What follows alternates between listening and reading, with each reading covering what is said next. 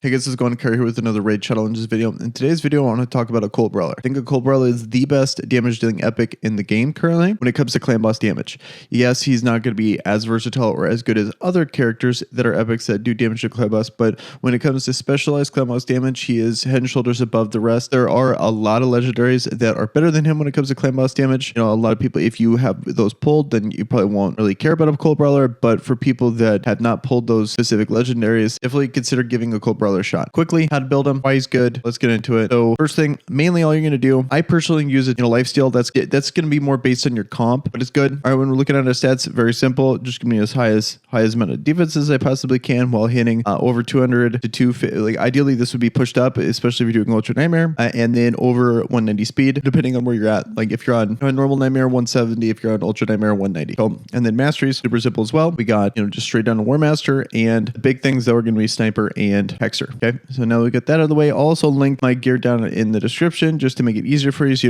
we don't need to waste time on the video. The reason why he's so good is just going to be his passive here. It's going to be the combination of his A1 and his passive. And why I want to highlight him is because when I read this, me personally, when I read this, maybe you guys are smarter and saw it, but when I read this, I didn't just know how much damage you do. Like I didn't read this and go like, wow, he's gonna completely out damage by Aothar. Because ever since I got him, he completely put Aothar on the bench. Yes, I don't have him booked, but I really didn't want to book him anyway. He probably doubled Aothar's damage, maybe puts him on Nightmare for me around 9 to 10 million. He works well with counterattack. He also works well in a speed team because his pass will go off more on a speed team and he'll get to use his A1 more on a counterattack team. So really just slot him in, very useful. Doesn't provide much utility in the sense of it doesn't really help your team stay up. Doesn't give defensive debuffs or defensive buffs to your team. So that is definitely one downside to him. But a lot of characters that do a ton of damage to clan boss already don't have that, so lose it too much. I'm gonna run some footage of clan boss. Gonna run some footage of Dragon because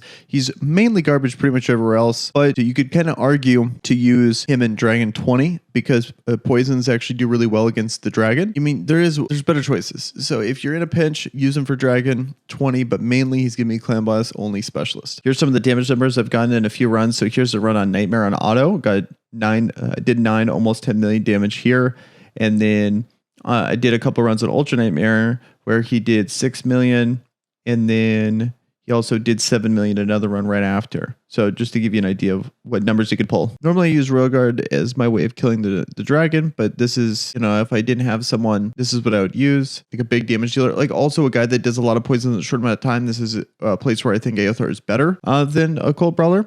If you have them, we're going to skip through all this. This is going to take forever. So once we get to the boss, that's when I'll bring it back.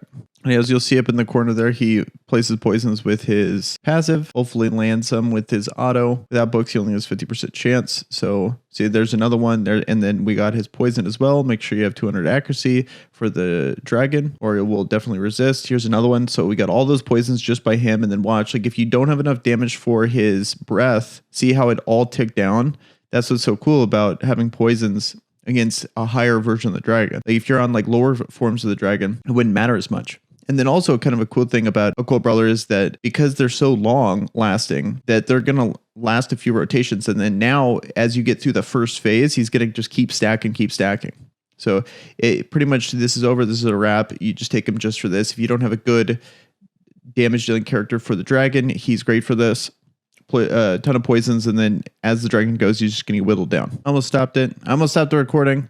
Figured I might as well just close out the dragon here. I think it's pretty clear that he's going to die here, probably just right after this turn. Here it goes. Boom. There it is. Easy clear. Once you get a Occult Brawler, you have to carry him through there. You got to have a team that can actually make him survive throughout the run. A little slower run than normal, but once you get him to the dragon, he does work on the dragon. He completely smokes him. All right, guys. Well, that's my review of Occult Brawler. Hopefully you guys found that helpful. If you have any questions, be sure to hit me up down in the comments below, and you guys have a good day. Peace.